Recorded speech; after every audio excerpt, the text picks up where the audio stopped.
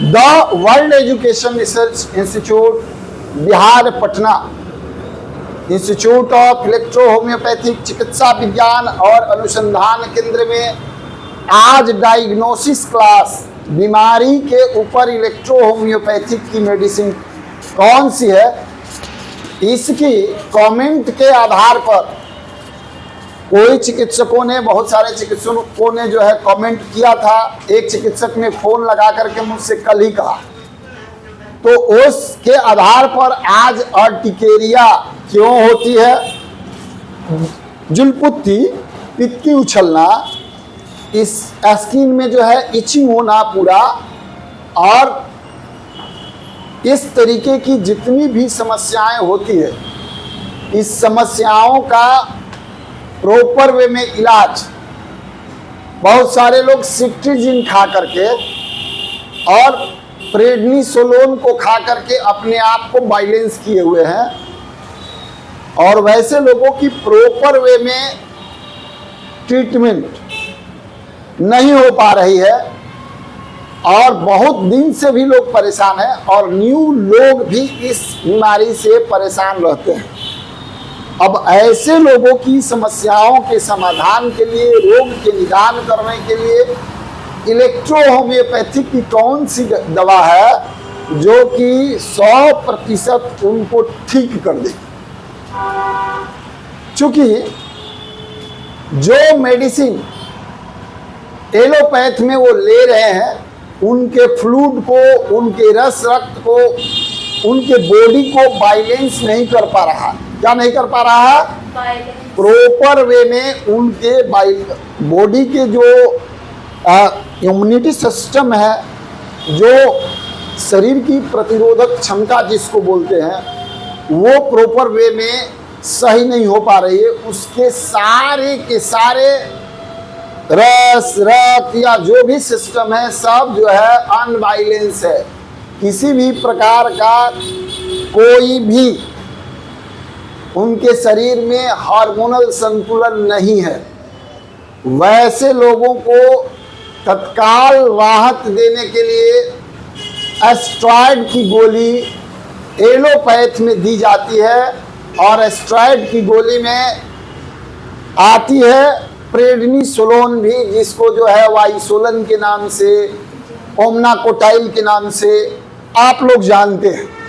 या जो electro homeopathic चिकित्सक हैं जिनको नहीं पता है, मैं उनको भी बता दे रहा हूँ। तत्काल राहत के लिए सिट्रीजिन 5, 10 किस तरीके की कंडीशन है, उस कंडीशन के आधार पर उस मेडिसिन का प्रयोग करके तत्काल राहत तो ले लेते हैं, लेकिन परमानेंटली फ्लूइड बैलेंस की, जब हार्मोनल केमिकल बैलेंस की बात आती है तो बैलेंस नहीं हो पाता है। मेडिसिन लेते हैं तो तत्काल राहत इचिंग से मिल जाती है। क्या? तत्काल इचिंग से उनको राहत मिल जाती है, लेकिन परमानेंटली क्या है, ठीक नहीं होता। अब आते हैं हम लोग को इलेक्ट्रो होम्योपैथिक में इसकी ट्रीटमेंट क्या है। अब इस विषय पर हम लोग बात करते हैं। देखिए, सबसे पहले क्या है कि आपको यह बीमारी होती ही क्यों है। तो यह बीमारी कोई जेनेटिक बीमारी नहीं है। एलर्जी के आधार पर यह बीमारी होती है। मौसम बदलने से, सर्द गर्म हो जाने से क्या है, अर्टिकेरिया हो जाती है शरीर में, फ्लूइड अनबैलेंस हो जाता है, आपके शरीर के हार्मोनल जो है संतुलित ना होकर के असंतुलित हो जाते हैं। इस कंडीशन में क्या होता है, जुलपुत्ती की समस्या है, और शरीर प्रतिरोधक क्षमता मजबूत आपका नहीं है, तब इस तरीके की खास करके समस्या उत्पन्न होती है। आपके शरीर में प्रॉपर वे में विटामिन मिनरल्स की कमी होती है। प्रॉपर वे में आपके शरीर में मिनरल्स, विटामिन की पर्याप्त मात्रा में उपस्थिति नहीं है, जो आपके शरीर के मुताबिक चाहिए। इसके चलते ये समस्या होती है। तो पहली समस्या तो क्लियर हो गया कि विटामिन मिनरल्स अनबैलेंस है, आपके शरीर असंतुलित हार्मोनल बैलेंस, असंतुलित हार्मोनल है, बैलेंस नहीं कर पा रहा है। इस कंडीशन में शरीर की प्रतिरोधक क्षमता कमजोर होती है, अर्टिकेरिया की समस्या उत्पन्न हो जाती है। एलर्जी हुआ, वो क्या है, एलर्जी हुआ, हीट वेव के चलते सन वेव के चलते, सन हीटिंग के चलते, ठंड के मौसम के चलते। तो एक पित्ती का कारण यह है। दूसरा पित्ती का कारण है कुछ खाया, कुछ क्या किया, खाया तो फूड पॉइजन हो गया। उस कंडीशन में वो पित्ती का ही रूप, मुंह फूलेगा, होठ फूलेगा, हाथ फूलेगा, इचिंग होगा, पूरा शरीर में इचिंग होगा। और इस तरीके के कंडीशन अगर उत्पन्न हो रहे हैं तो उस कंडीशन में भी जो है आप समझ जाइए कि आपको अर्टिकेरिया की समस्या होगी, पित्ती उछलने की समस्या होगी। दूसरा कंप्लेंट। तीसरी समस्या आपके साथ आती है तो उसमें एसिटिक एसिड, एसिड की शरीर में आपकी मात्रा ज्यादा है। पित्त प्राकृत के रोगी को सबसे ज्यादा यह समस्या होती है। आपके शरीर में एसिटिक एसिड, एसिड की मात्रा अत्यधिक है, आपको पित्त बनता है, गैस बनती है, पेट फूलता है, डकार आती है, बढ़िया से पाचन तंत्र काम नहीं करता, लीवर प्रॉपर वे में बाइल्स को कंप्लीट नहीं कर पा रहा है। ठीक है, तो इस कंडीशन में क्या है, आप पित्त प्राकृति के रोगी हो जाते हैं। और पित्त प्राकृति के रोगी को खट्टा चीज से परहेज करना चाहिए। क्या करना चाहिए, खट्टा चीज से। तो पित्त प्राकृति के रोगी को भी यह समस्या उत्पन्न होती है, उसको जल्दी जल्दी फूड पॉइजन होने की समस्या होती है, डकार आता है, जलन होती है, एसिडिटी बनता है, पाचन तंत्र में, पेट में भी जलन होती है, गले में भी जलन होता है। इस तरीके की समस्या है। यहाँ तक कि शौच करते वक्त आपको रेक्टम में भी जलन होने की समस्या उत्पन्न होती है, म्यूकस की समस्या होती है, आप थके थके से महसूस करते हैं, आपका स्वभाव जो होता है सेंटिमेंटल होता है, आप भावुक होते हैं। समझ जाइए कि आप पित्त प्राकृतिक रोगी हैं। अब इस कंडीशन में भी आपको अर्टिकेरिया की समस्या उत्पन्न हो जाती है। ईचिंग, सूखा ईचिंग भी हो सकता है, और हो सकता है कि दोदरे दोदरे टाइप का, आपको लाल लाल पित्ती ना होकर के दोदरे दोदरे टाइप का जो है ये समस्या होगा। इसमें एलोपैथिक डॉक्टर्स जो है सिट्रिजिन का प्रयोग करते हैं और वाइसोलन का प्रयोग करते हैं। तत्काल राहत आपको मिल जाती है, लेकिन परमानेंटली इसका सोल्यूशन नहीं हो पाता। इलेक्ट्रो होम्योपैथिक की ट्रीटमेंट पर बात करते हैं। अभी देखिए, चूंकि कारण अभी तो 3 ही बताया मैंने, अभी तो चौथा कारण मैंने नहीं बताया। आपके ब्लड में किसी प्रकार का इन्फेक्शन हो गया, ब्लड में किसी प्रकार की अगर समस्या है, उस कंडीशन में भी आपको पित्ती उछलने की समस्या होगी।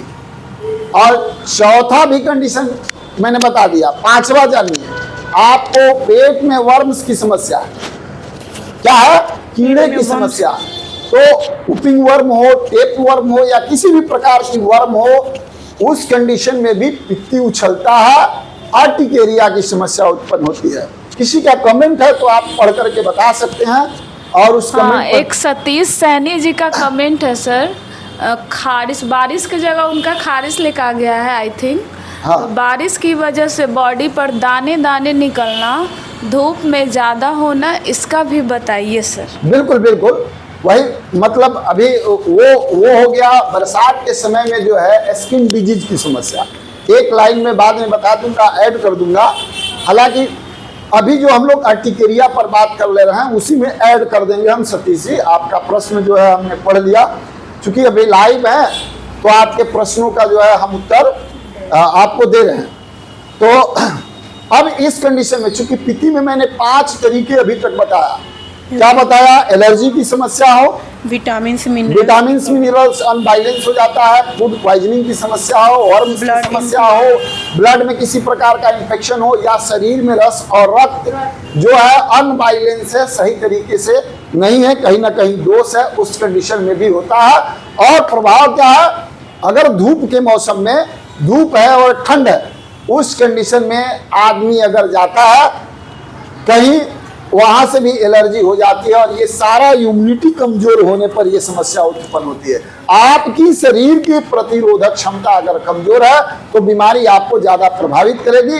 और मैंने आपको बताया कि पित्त प्राकृति के रोगी हैं, आप खट्टा एसिटिक एसिड का परहेज नहीं करते हैं, तेल मसाला का परहेज नहीं करते हैं, तो भी आपको इस तरीके की बीमारी हो सकती है।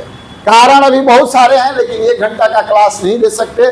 20 से 30 मिनट में हम लोगों को इस क्लास को समाप्त कर देना है। आगे फिर जरूरत पड़ेगा तो पार्ट 2 बनाएंगे और इसमें सतीश जी का भी प्रश्न का उत्तर दे देना। पहली क्या है, आपको यह समझ लेना है कि आपको ब्लड को बैलेंस करने के लिए, जैसे मैंने एलोपैथिक मेडिसिन इसलिए बता दिया कि यही दवा खा करके और पेशेंट आपके पास में आता है, या बहुत सारे डॉक्टर इलेक्ट्रोहोम्योपैथिक के नाम पर यही सब दवा दे देते हैं। तुरंत राहत तो मिल जाता है लेकिन परमानेंट राहत नहीं मिलता है। वो क्या है, कभी कभी बबूल तो आराम मिल जाता है, या तत्काल लोगों को राहत चाहिए तो उस कंडीशन में ये मेडिसिन लोग दे देते हैं, तत्काल राहत मिल गया और ठोपे ठोपे छुआने के लिए कोई दवा या ग्लूकोज में बना करके दे देते हैं। इससे इलेक्ट्रोहोम्योपैथी का विकास नहीं होगा। इलेक्ट्रोहोम्योपैथी का विकास तब होगा जब प्रॉपर वे में मेडिसिन को आप जानेंगे और प्रॉपर वे में इलेक्ट्रोहोम्योपैथी का ट्रीटमेंट आप देंगे और लोगों को राहत मिलेगा।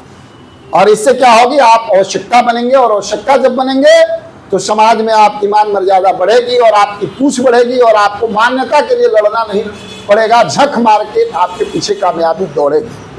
और हमारा यही सोच होता है। आइए सीधे बात करते हैं हम लोग, हम लोग किस विषय पर, कि अब मेडिसिन क्या हो सकता है। तो मेडिसिन सबसे पहले हम देते हैं AS1। क्या देते हैं? AS1 नहीं, सॉरी, ये AS1 नहीं, अभी दिमाग दूसरे जगह चला गया। हम लोग AS1 को टच भी अभी नहीं करते। हम सबसे पहले मेडिसिन देते हैं A3। क्या देते हैं? A3। अगर जो लोग AS1 सुन लिए होंगे आगे बढ़ के वीडियो देख लीजिएगा। AS1 को मैंने अभी कट कर दिया।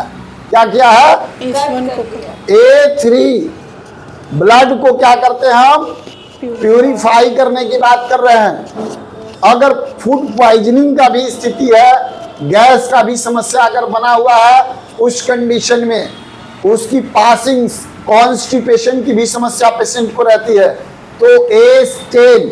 अगर ये समस्या नहीं है, पेट में कोई प्रॉब्लम नहीं है, बढ़िया कब्ज भी नहीं है, बढ़िया से मोशन होता है, पेट भी नहीं फूलता है, A10 की जरूरत नहीं है।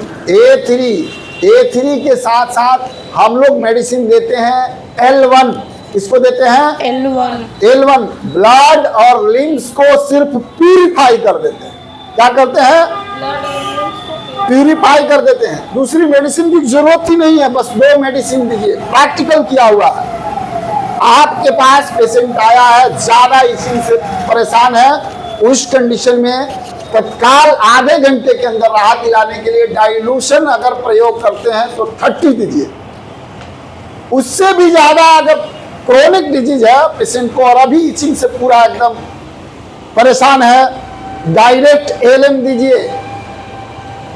LM, जो आप LM की बात कर रहे हैं तो लाख पोटेंसी की मैं बात कर रहा हूं, लेकिन प्रॉपर वे में वो LM आपके पास उपलब्ध हो तो, LM बनाना जानते हो तो, LM आपने खरीदा है तो, नहीं तो 1M आपके पास है तो 1M ही दे दीजिए।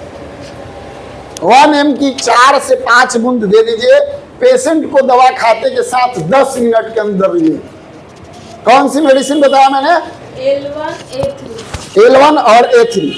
पीत प्राकृत का पेशेंट है, कॉन्स्टिपेशन की समस्या है, पेट में जलन जैसी स्थितियां उत्पन्न होती है, 1 घंटे के बाद में C8। कौन सा मेडिसिन? C8 मेडिसिन देनी है। अगर कब्ज की समस्या प्रॉपर वे में बनी रहती है, देखते होंगे या पेशेंट को ऐसा फील होता होगा, पेशेंट को एयर पास करते रहता है नीचे से। क्या? पेशेंट को एयर पास करते रहता है नीचे से। उस कंडीशन में इरिटेशन को समाप्त करने के लिए क्या देना है? एस्टेट। इरिटेशन को समाप्त करने के लिए अनिद्रा की समस्या है, पेशेंट को बढ़िया से नींद नहीं आती है, उस कंडीशन में उसको WE का आपको 10 बूंद मूल अर्क या डाइल्यूशन 1 30 ml पानी में शीशे के बर्तन में लेकर के और उस मेडिसिन को डाल करके पेशेंट को शाम में 6 बजे भोजन या नाश्ता के कम से कम 1 घंटा बाद या 1 घंटा पहले उसको दे देना है। बढ़िया से नींद भी आएगी, इचिंग की समस्या दूर होगी। 3 दिन में प्रॉपर वे में पेशेंट को राहत मिल जाएगा। लेकिन मेडिसिन अगर क्रोनिक समस्या है तो पूरे शरीर की ब्लड और लिम्स को शोध करने के लिए 1 महीना तक मेडिसिन चलाना अनिवार्य है। डाइल्यूशन के साथ मैं बताया हूँ, प्रॉपर वे में डाइल्यूशन है, सही तरीके से इलेक्ट्रोहोम्योपैथिक की मेडिसिन बनी है। मेडिसिन 100% काम करेगी, फेल ही नहीं हुआ है। आज 10-10 साल से अर्टिकेरिया के पेशेंट को मैंने ठीक किया है। वर्म्स की समस्या है, मैं बार बार कहता हूं, dose and directed by the physician. Patient आवश्यकता के अनुसार पेशेंट की स्थिति परिस्थिति को देखते हुए क्या करता है, मेडिसिन का चुनाव करता है और तय करता है कि कौन सी मेडिसिन इसको देनी चाहिए। अगर पेशेंट को वर्म से संबंधित समस्या है, लोग को पता भी नहीं चलता है, उस कंडीशन में आपको इलेक्ट्रोहोम्योपैथिक का भर 1 या भर 2 का चयन करना आपकी जिम्मेवारी है।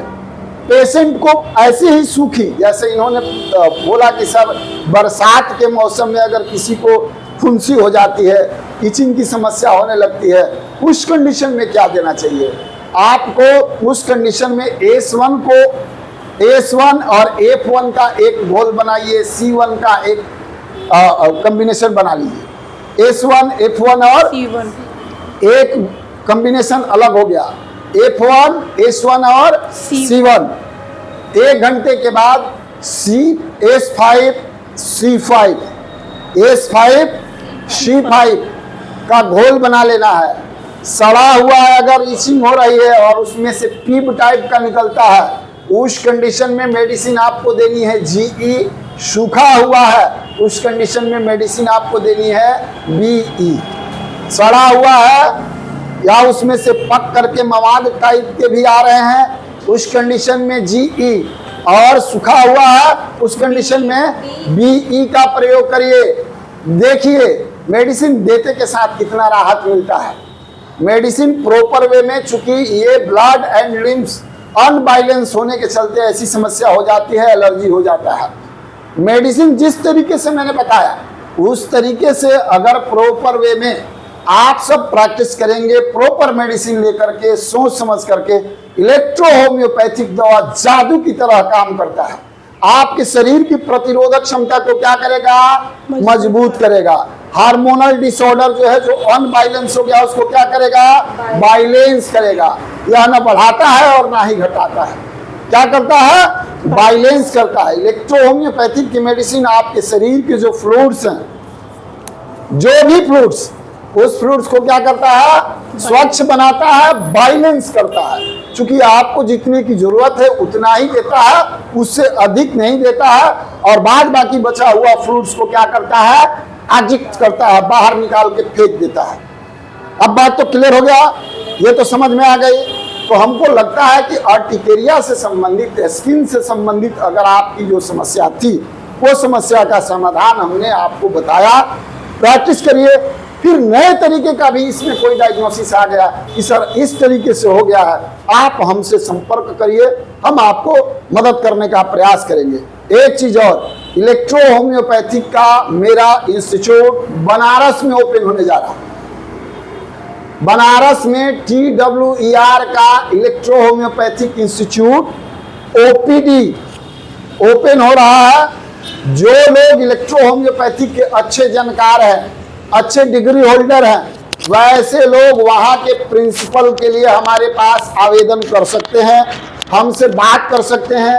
TWER पटना लिखकर गूगल पर आप सर्च करिए, वेबसाइट मिल जाएगा, व्हाट्सएप नंबर मिल जाएगा। हमारे फेसबुक पेज पर अगर आप लाइव देख रहे हैं, फेसबुक पेज पर ही आगे पीछे करके देख लीजिए, बहुत सारे वीडियो में डिस्क्रिप्शन में आपको व्हाट्सएप नंबर, कॉल नंबर मिल जाएंगे। उस व्हाट्सएप नंबर पर, कॉल नंबर पर आप व्हाट्सएप करें, अपना डिटेल्स बात करें। हम करना चाहते हैं तो आपका स्वागत है। चूंकि TWER पूरे भारत में कम से कम 150 जगह पर अपना रिसर्च सेंटर स्थापित करने जा रही है। इसमें अगर कोई चाहते हैं कि हम अपना इंस्टीट्यूट, रिसर्च सेंटर और OPD भी खोलना चाहते हैं सर, अगर आप आर्थिक रूप से सुदृढ़ हैं तो आप हमारे सिस्टम के साथ जुड़ करके और कर सकते हैं। छात्रों को पहले हमारे यहाँ सिर्फ पढ़ाने और एडमिशन की व्यवस्था थी, अब वैसे भी छात्र जो हमारे यहाँ से प्लेसमेंट लेना चाहते हैं, जिनको कम से कम 30,000 रुपया प्रति माह की सैलरी पर पढ़ाने के बाद हम जॉब देने का अपने संस्थान में TWER में व्यवस्था करेंगे, वैसी भी प्लेसमेंट की व्यवस्था है। शर्तें थोड़ा लागू है, उस शर्त के आधार पर आपको नामांकन भी किया जाएगा और आप TWER में क्लास करेंगे, पढ़ेंगे और वहीं पर आपको प्लेसमेंट हो जाएगी। ये व्यवस्था भी इस मई के सेशन वाले जो सिस्टम है इससे लागू कर दिए जाएंगे। इस सिस्टम में पुराने छात्रों को जिन्होंने अभी एडमिशन लिया है, ये सिस्टम उन पर भी लागू होगा, लेकिन टर्म्स और कंडीशन फुलफिल करने के बाद। ऐसा नहीं कि जो टर्म्स कंडीशन फुलफिल नहीं कर रहे हैं उनको हम यह प्लेसमेंट की व्यवस्था कर रहे हैं, उनके लिए यह व्यवस्था नहीं है। टर्म्स कंडीशन फुलफिल करने वाले छात्रों के लिए यह सारी व्यवस्था उपलब्ध कराई जाएगी। इलेक्ट्रो होम्योपैथी को मान्यता दिलाने के लिए हमारा भरपूर प्रयास है और उस भरपूर प्रयास में सबसे पहले हम उस चीज पर विश्वास नहीं करते कि गए किसी को एगो नोटिफिकेशन थमा दिए, एक आवेदन थमा दिए, फोटो खिंचवा लीजिए, पेपर में दे दीजिए कि मान्यता के लिए मांग कर लिया। हमारा उद्देश्य यही है कि हम आवश्यकता बने, संस्था को प्रमोट करें, लोगों को प्रमोट करें, लोगों की एम्प्लॉयमेंट कराएं और लोगों को फायदा होगा। और सारी रिकॉर्ड्स गवर्नमेंट के यहाँ जब हम उपलब्ध कराएंगे, उसके बाद में जब मान्यता अगर हम मांगने की देने की बात होगी तो गवर्नमेंट अब फार्माकोपिया और फार्मेसी और सारे एविडेंस के साथ जब मैं उसके समक्ष प्रस्तुत करूंगा तो हमें मान्यता मिल जाएगी। और इस मान्यता के लिए इलेक्ट्रो होम्योपैथिक के जो भी शुभचिंतक है उनको यह काम करनी चाहिए और बिना किसी भी प्रकार के ईगो को कि मैं ही सब जानता हूं, इसको त्याग करके जो इलेक्ट्रो होम्योपैथिक अनुसंधान करने वाले लोग हैं, जो अनुसंधान कर रहे हैं, पढ़ रहे हैं, पढ़ा रहे हैं, दो शब्द बता रहे हैं, उनके साथ मेल मिलाप करने की आवश्यकता है।